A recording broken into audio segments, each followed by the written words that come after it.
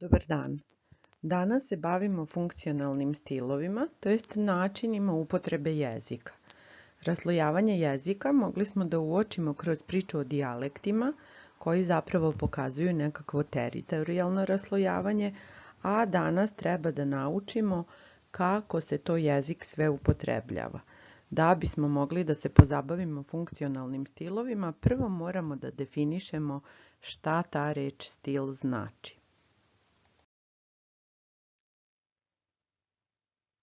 Stil je reč koja je do nas došla iz latinskog ili starogrčkog kao reč stilus ili stilos, koja je prvobitno označavala pisaljku. Naravno, prve pisaljke bile su daleko drugačije od pribora kojim mi danas pišemo. Na fotografijama koje su pred nama možete vidjeti taj pribor za pisanje i dokumente iz rimskog doba, gde ova prva fotografija predstavlja pisaljku na voskiranim pločama. Kasnije se pisalo mastilom i kredom, na primjer na tablicama, ali je zapravo mnogo vremena prošlo dok u upotrebu nisu ušle olovke kakvim ih mi danas poznajemo i sveske koje u školu nosite. Na časovima književnosti koji su pred nama susrećemo se sa rečju štilo i sa nekakvim knjigama koje se štiju, pa bi sad bio red da objasnimo kako to u srpskom jeziku imamo reč štilo. Jasno je da je ona stigla iz grčkog ili latinskog, ali kod nas ova reč štilo označavala je drvenu držku u koju se uvlačilo metalno pero za pisanje. Prvobitno, reč stil, to jest stilos ili stilus, označavala je pisaljku, zatim nečiji rukopis, nakon toga način na koji neko piše, a danas reč stil označava mnogo toga. Stil danas prepoznajemo u modi kao modni stil, poznajemo muzičke stilove, postoje stilovi u sportu, u umetnosti, možemo govoriti o stilu u arhitekturi, za nekoga ćemo reći da ima osoben stil života ili životni stil, govorit ćemo o nekakvom stilu, to jest načinu uređenja prostora, danas stil označava mnogo toga. Ali nas prvenstveno interesuje stil u jeziku, način na koji se izražavamo u određenim situacijama. Stilove, to jest funkcionalni stil, stil prema funkciji ili ti ulozi, razlikujemo, to jest razdvajamo u 5 kategorija. Imamo naučni stil, novinarski ili publicistički stil, administrativni stil, književno-umetnički stil i na samom kraju stil koji koristimo gotovo svakog dana, govorni ili ti razgovorni stil. Prvi stil kojim ćemo se pozabaviti jeste naučni stil. Kada kažemo naučni stil, prvo se pomisli na nauku, nekakav jezik i stil naučnih spisa, koji su zapravo namenjeni užem krugu čitalaca, nekim stručnjacima za neku određenu naučnu oblast. Međutim, sa ovim naučnim stilom vi se srećete gotovo svakodnevno, jer su njime napisani svi udžbenici koje koristite. Šta je specifičnost ovog stila? Specifičnost je u određenoj terminologiji koja se upotrebljava, u stručnim terminima koji se koriste, u načinu izlaganja koji mora da bude precizan i jasan, bez nekakvog prenesenog značenja. Ovaj stil je bezličan u odnosu na materiju koju izlažete, ali i u odnosu na onog kome je izlaganje namenjeno. I konstrukcija, to jest način na koji se o određenim stvarima u nauci govori, podrazumeva nekakvu postupnost da bi se došlo do zaključaka. Znači, naučni stil možete sresti u udžbeniku istorije, biologije, geografije, jer ćete tu govoriti fizike, na primjer, jer ćete tu govoriti o prelamanju svetlosti, deobi ćelije i slično. Znači, koristit ćete neke stručne izraze, ali ne smete da zaboravite da naučni stil postoji u gramatici kada učite određena jezička pravila, ali u čitanci kada se objašnjavaju određene stilske figure, vrsta stiha, pojmovi razni sa kojima se susrećemo, a koji su nam potrebni u analizi književnog dela. Evo jednog primjera naučnog stila.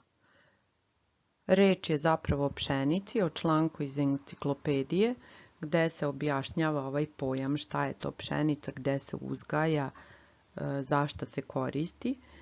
Moram da kažem da će svi primjeri koji se nalaze u ovoj prezentaciji biti primjeri vezani za žito, pšenicu, to jest sve vrste žitarica, raž, ječam, ovas.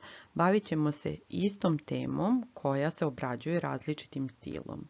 Neću vam sada čitati čitav ovaj članak iz enciklopedije, zaustavit ćemo se par sekundi na njemu da vidimo o čemu on govori, ali ako vas interesuje možete ga u celini pročitati sami.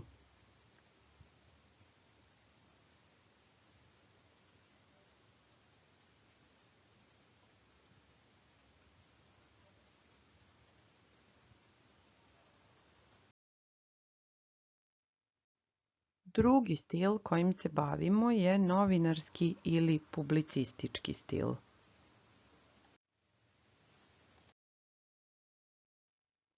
Novinarski ili publicistički stil je stil kompletne javne komunikacije. Štampe, radija, televizije, zapravo svega što se piše i odlazi u etar, svega što je namenjeno široj javnosti, što bi podrazumevalo da i većina informativnih tekstova na internetu treba da budu napisani ovim stilom. Ovaj stil mora da bude jednostavan i primeren publici kojoj je namenjen, da bude jasan, da je izraz sažet, da zadrži tu nekakvu objektivnost, jer treba da prenese informacije. Ponekad će se u ovom stilu zbog dopadljivosti publici ili privlačenja pažnje pojaviti nekakva igra rečima u naslovima ili neka metaforičnost, ali ovaj stil je prilično jednostavan zato što je namenjen širokoj čitalačkoj publici.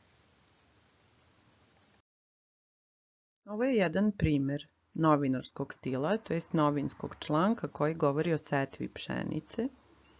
I u ovom primjeru možemo vidjeti tu strukturu rečenice, jednostavni izraz, prenošenje informacija, aktuelnost.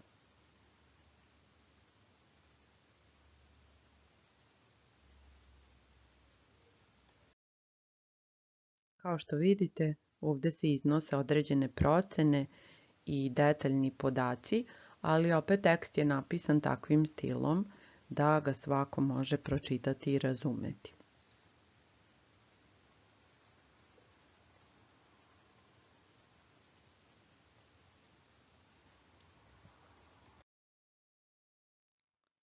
Administrativni stil je naredni stil kojim se bavimo. Ovaj administrativni stil mogli bismo nazvati nekakvim poslovnim ili kancelarijskim stilom, mada se on zvanično tako ne zove. I to je zapravo jezik administracije gde se pišu zakoni, propisi, poslovna pisma ili nekakva službena komunikacija. Ovaj administrativni jezik je potpuno obezličen, u njemu imamo odsustvo emocija, mora se govoriti objektivno i upotrebljavaju se ustaljeni izrazi, tačnije nekakva pravna terminologija. Odlika ovog stila je kratka, jasna rečenica, učtivost, ali nekakav šablon, ukalupljenost, jer se sve uvek govori na isti način. Administrativnim stilom bit će napisane sve tužbe i žalbe sa kojima ćete se u životu sresti. Primjer ovog administrativnog stila koji je pred nama su članovi zakona koji se bave žitom, to jest upotrebom žita.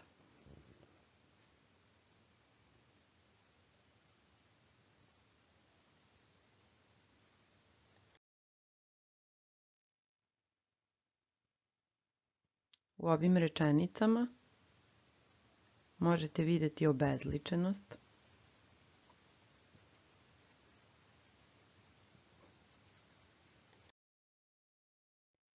Ta obezličenost mnogo je jače izražena, na primjer, u ovim članovima koji se bave kaznama.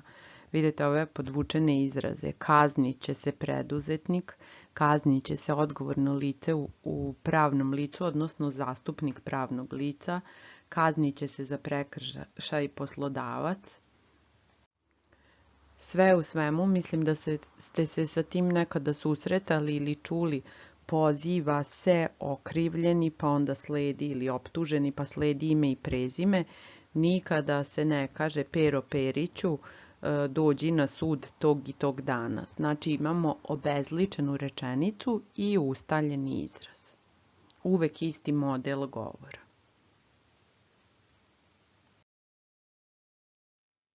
Naredni stil je stil kojim se najviše na našim časovima srpskog jezika i književnosti bavimo, a to je književno-umetnički stil. Književno-umetnički stil je stil kojim se pišu književna dela u kojima umetnik prikazuje svet na način koji ga vidi. Zbog toga se on od ostalih funkcionalnih stilova razlikuje po svojoj raznovrsnosti i po svom prenesenom značenju, po emocijama koje iskazuje, tako da književno-umetnički stil često odstupa od uobičajenog načina govora i u njemu znači imamo mnoštvo reči sa prenesenim značenjem ili kako biste vi rekli stilskih figura. Poseban je raspored reči u rečenici, on ima tu neku simboličnost i izražajnost. Prema tome, slikovito izražavanje je odlika književno-umetničkog stila. Ovdje možete da vidite dva primjera književnih dela koji su vam već poznata. U pitanju su pesme Jovana Dučića, Polje i Alekse Šantića. Nisu navedene cele, ali su dovoljne da ilustruju tu slikovitost jezika, subjektivnost i metaforičnost.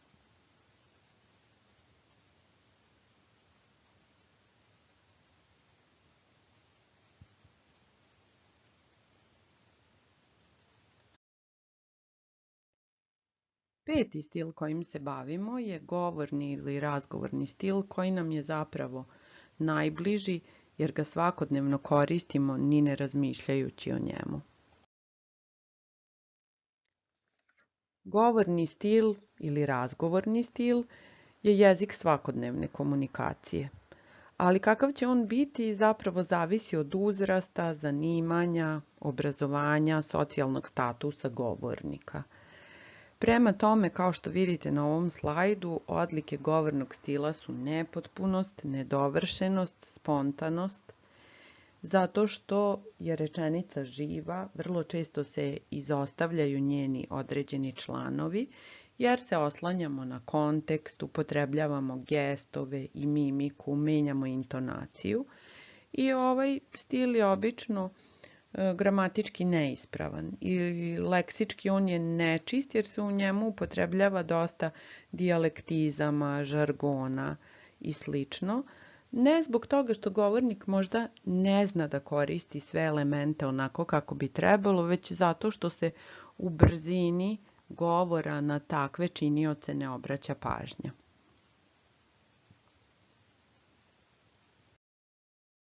Pred nama je jedan primer svakodnevnog govornog ili razgovornog stila koji je zapravo deo jednog intervjua. Znači imamo govor čoveka, zemljoradnika, koji upotrebljava izraze iz svakodnevne komunikacije koji ne spadaju u književni jezik, u neki književni standard i normu.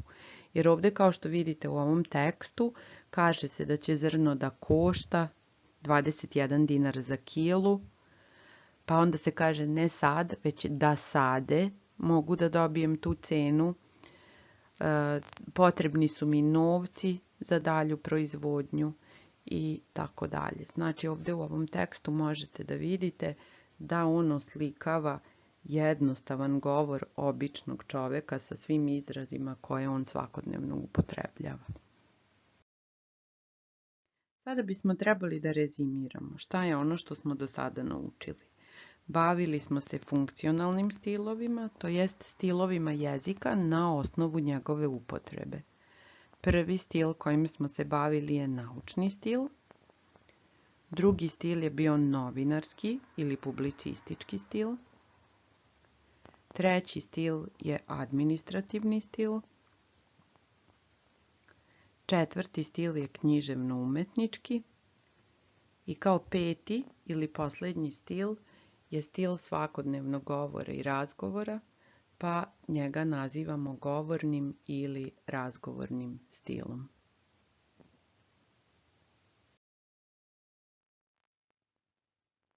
Nadam se da ste shvatili šta su to funkcionalni stilovi i kakvi sve stilovi postoje, a svoje znanje možete primeniti na zadacima koje sam vam ostavila u Google učionici, a koji su izvučeni iz zbirki za završni ispit i sa testova završnog ispita. Hvala na pažnji.